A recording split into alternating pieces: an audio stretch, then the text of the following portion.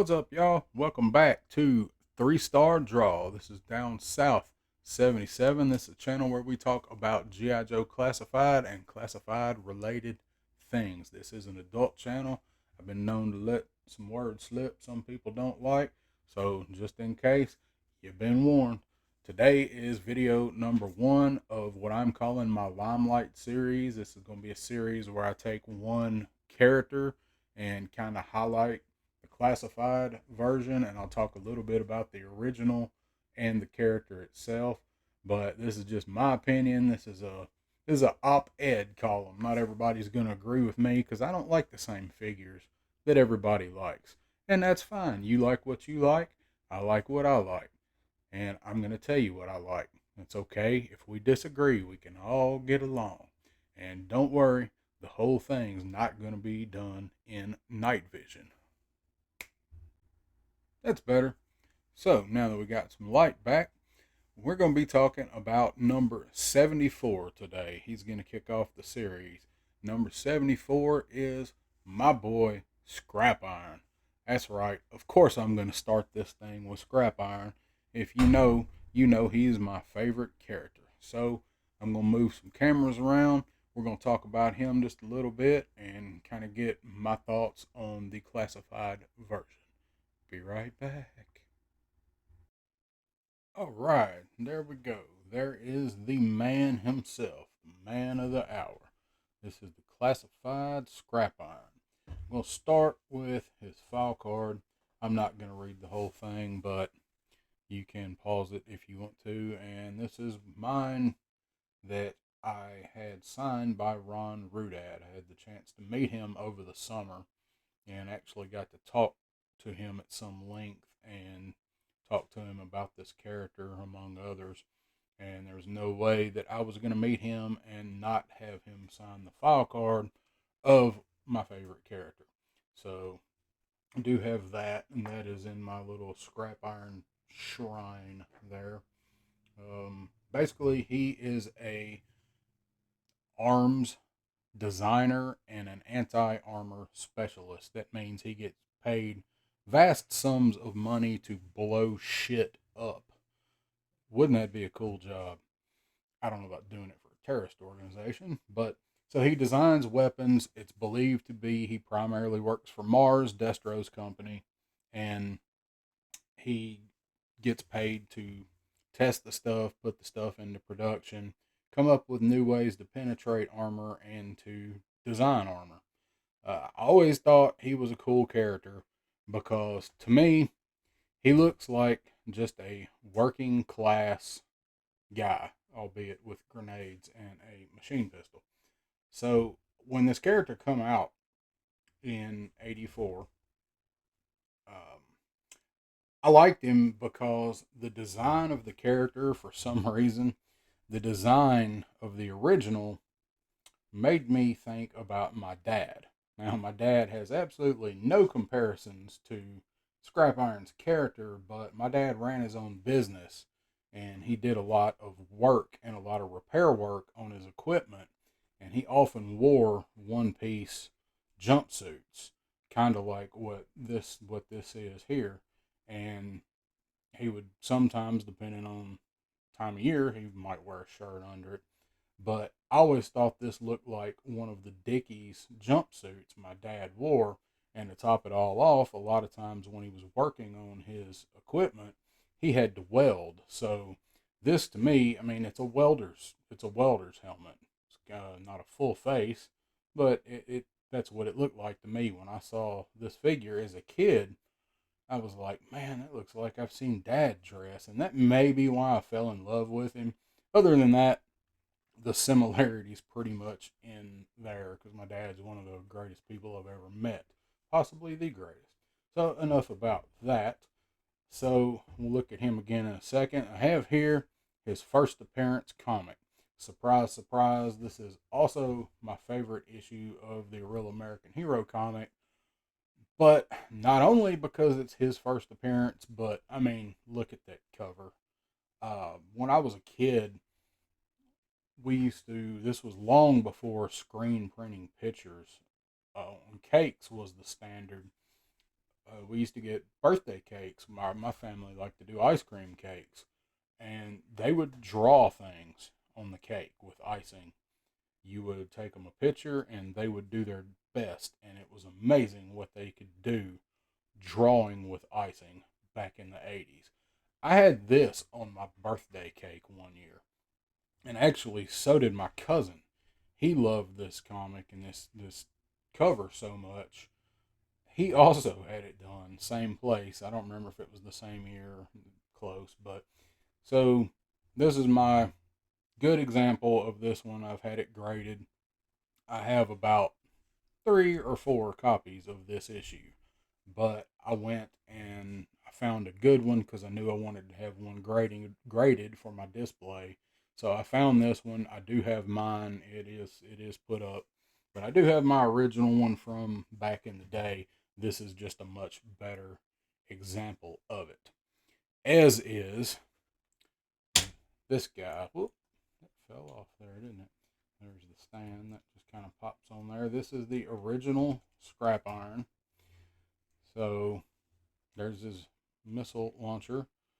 That is what he looks like. And this was the figure that I thought looked like how my dad dressed sometimes when he worked on stuff. And a lot of detail in this figure. He's very well sculpted. I'm not going to go into great depth with the original. This is one I picked up along the way, along like issue 43 here. It is a better example than my original one. The paint on this one is almost flawless, but he is pretty floppy. His legs, like he's running on air there. So, shit, G.I. Joe, I gotta get out of here. So I keep doing that. His leg's gonna fall off. But mine, I'm sad to say, I do have my original, but at some point, I thought it would be a good idea to Frankenstein my original along with a bat, his creation that him and Mindbender developed. I thought that'd be a cool mashup, and I was gonna make it like he got damaged in battle or one of his, rockets blew up. Mindbender put him back together and fused him with a bat. I thought this was a great idea to ruin two of my absolute favorite figures, Scrap Iron and Bat. And the messed up part is I did this shit when I was in my 20s. I didn't do that when I was a kid. I hardly ever messed with my figures when I was a kid. I was not one to kit bash. I didn't do that when I was a kid. I don't even really do it now. I'm just learning how to do it now. I've always been kind of a purist when it come to GI Joe. I didn't mix a lot of stuff. I didn't mix other lines in, and I have a hard time getting aftermarket weapons for my guys because to me, much better as they can make the weapons look, they're just not original to the figure. And a lot of people give me shit for that and think that it sounds weird that I would do that, but it's just me. I don't know. I just always like to keep it kind of pure. But I have these out, and what I thought was crazy was this is his Real American Hero machine pistol that he carried. This was the Real American Hero figure sidearm. That is a big pistol for a Real American Hero figure, and a lot of them had to be, but that one just it was huge and it never fit in his hand right. I mean, you got to give them their weapon there. Get over here, so you stand right there, fella. So that was a big. I mean, it's bigger than his damn head, but so this is the classified version. This is what this figure comes with, and I love this pistol. A lot of people bagged on it, but a lot of people don't know what a machine pistol looks like, a fully auto machine pistol. This can be real close to a fully auto, like a Caltech or something like that, whatever. I mean, he designs weapons. I'm sure he could come up with it. But you look at these, try to get them close and where they'll show up, like they're almost the same size. Like that, look at that. They're almost like there's Real American Hero, classified. I just thought that was funny. I didn't really think about that until I got this one out to do the comparison on. So is a little bit of my history with the character and why I think I like that character so much. Again, dude's got nothing to do with my dad. I'll tell you who the personality of the character really reminds me of that happened much later in life is Scrap Iron reminds me of what could have been Marvin Haymere. And if you don't know who Marvin Haymere is, whoa, stuff collapsing here. As you can tell, I just kind of rigged all this up because I don't really have a good white background. So, all right, there we go. So, Marvin Haymere, if you don't know who he is, when I heard about this guy and when it happened, I thought, oh my God, that's Scrap Iron. He was the guy in Colorado that modified the bulldozer and ran amok through the town, destroying the town.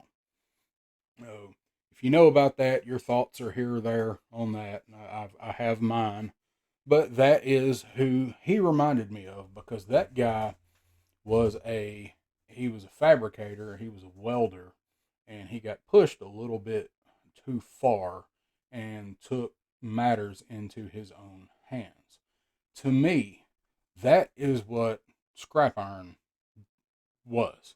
He seems to me like he was a guy who was very, very good at a specific thing and had enough of the system and went to work with his skills for the highest bidder being Cobra. He's an absolute perfectionist. He does not want anything near him that isn't perfect. And you can tell that he has done some things that aren't so perfect himself. This is a fantastic face sculpt. Everybody's seen it. I'm not telling you anything you don't know, but that that is outstanding. They give him the dead eye there, and he's got the flat top. It looks great. The only thing that's killing the design of this figure, and he is probably next to Blood. He's one of the best head sculpts, hands down. Like he's got scarring over there, but I think his good eye. They could have given him a little bit more color. I know I don't have the best lighting to show that off. They could have given him a little bit more color, and he's got them damn falcon lips, man. He's got them like he's there's no they're either too bright or they're not bright enough, and his are they're not bright at all. They're slightly darker than his flesh tone, and it almost looks like he's wearing lip gloss. And that's the only thing that really sets this dude back. But they killed it with the sculpt and the burn scarring. Helmet is the little bit, it's kind of a mishmash between the original helmet and then the later versions they come out with. Get the red on there. So that's him. I like him. He's posable. I've got some good shots with him doing pictures and launching missiles and trying to blow up Joes for gold because that's the name of his game. Actually, he'll probably blow up about it damn anything for gold. So I like him. To me, he's just a guy with an exceptional set of skills that got pushed way too far and went to work for the ultimate bad guys.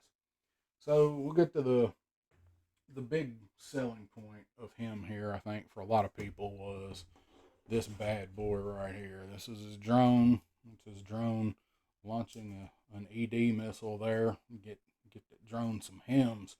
So the thing's badass. This is how I keep this one. I've got two of these. I've got three Scrap Irons. But I wanted an extra drone and the blast effects, which we all know by now can be used in bazooka or whoever, Snow Serpent, whoever's got a bazooka. So this thing is awesome. It's awesome for shots. Of course, it's got the blast effects there that pop out, and you can pop the missile off. And so I have two of these sitting side by side on my shelf behind me, and I've got one launching using, oh, there he goes, this blast effect, and then I've got the other one launching with the smaller one looking like he's just sitting over there popping missiles off. And he's always around his homeboy Firefly. Those two are inseparable for me and my cousin when we played when we were kids. He usually had Firefly and I had Scrap Iron. So the only thing that hurts this, these have a little bit of independence for each side. Was the tracks. Of course, the tracks are not, they're stationary. They don't roll.